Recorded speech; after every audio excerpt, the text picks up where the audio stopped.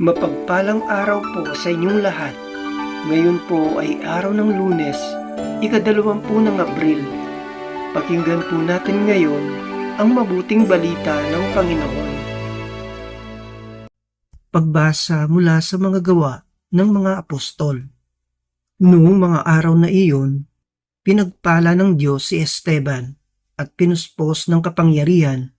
Ano pat gumawa siya ng maraming himala at kababalaghan sa harapan ng madla. Nakipagtalo sa kanya ang ilang kasapi sa sinagoga ng mga pinalaya na binubuo ng mga Hudyong taga-Sirene, taga-Leandria, taga-Cilicia at taga-Asya. Ngunit wala silang magawa sa karunungan ni Esteban na kaloob ng Espiritu. Kaya't lihim nilang sinulsulan ang ilang lalaki na magsabi ng ganito, "Narinig naming nilalait niya si Moises at ang Diyos." Sa gayoy, naudyukan nilang magalit kay Esteban ang mga tao, ang matatanda ng bayan at ang mga eskriba. Siya'y sinunggaban nila at iniharap sa Sanhedrin.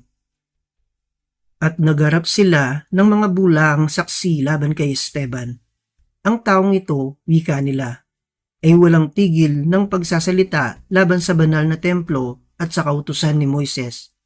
Narinig naming sinasabi niya na ang templo ay gigibayin nitong Jesus na taga Nazaret na ito at papalitan ang mga kaugaliyang ipinamana sa atin ni Moises. Tinitigan si Esteban ng lahat ng nakaupo sa Sanhedrin at nakita nila na ang kanyang mukha'y parang mukha ng anghel. Ang salita ng Diyos. Salamat sa Diyos. Salmong tugunan.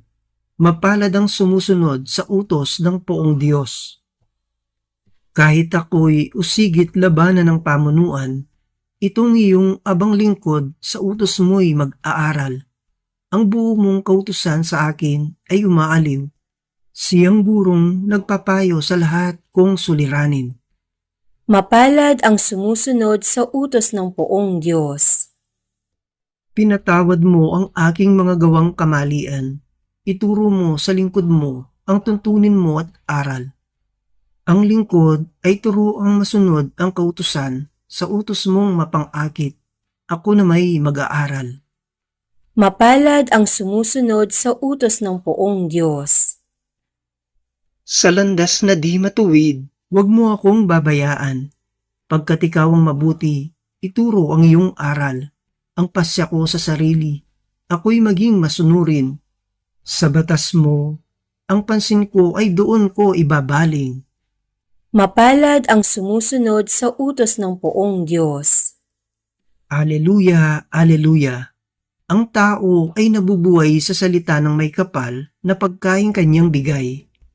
Aleluya, aleluya. Ang mabuting balita ng Panginoon ayon kay San Juan. Kinabukasan, nakita ng mga taong nanatili sa ibayo ng lawa na naroon pa ang isang bangka. Alam nilang si Jesus ay hindi kasama ng mga alagad sapagkat ang mga ito lamang ang sumakay sa bangka at tumalis. Dumating naman ang ilang bangkang galing sa Tiberias at sumadsad sa lugar na malapit sa kinainan nila ng tinapay matapos magpasalamat sa Panginoon. Nang makita ng mga tao na wala na roon si Jesus, niyang kanyang mga alagad, sila'y sumakay sa mga bangka at pumunta rin sa Capernaum upang hanapin si Jesus. Nakita nila si Jesus sa ibayo ng lawa at kanilang tinanong, "Rabay, kailan pa kayo rito?" Sumagot si Jesus, "Sinasabi ko sa inyo, hinahanap ninyo ako hindi dahil sa mga kababalaghang nakita ninyo, kundi dahil sa nakakain kayo ng tinapay at nabusog.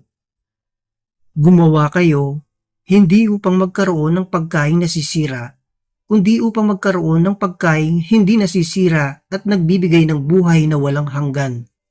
Ibibigay ito sa inyo ng anak ng tao, sapagkat siya ang binigyan ng kapangyarihan ng Diyos Ama." Kaya't siya'y tinanong nila, "Ano po ang dapat naming gawin upang aming maganap ang kalooban ng Diyos?" "Ito ang ipinagagawa sa inyo ng Diyos. Manalig kayo sa sinugo niya." Tugon ni Jesus. Ang mabuting balita ng Panginoon. Pinupuri ka namin, Panginoong Hesukristo.